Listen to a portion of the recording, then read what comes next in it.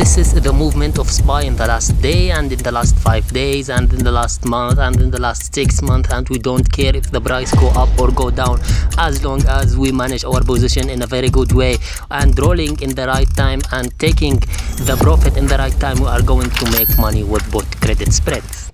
And now, as you can see, this is the price of stocks buy. If I want to close my put credit spreads right now, let's choose closing put credit spreads, and I need to buy to close because I sell to open. And in the market price right now, if I want to close it, I need to pay about, let's see, $54, and we got from it $78. That make us about $24 in profit, and that's not enough for me. I want to give it more time, and tomorrow is Friday. It's the end of the trading week. I love both credit spreads. It's a very good strategy. Please subscribe if you like this content.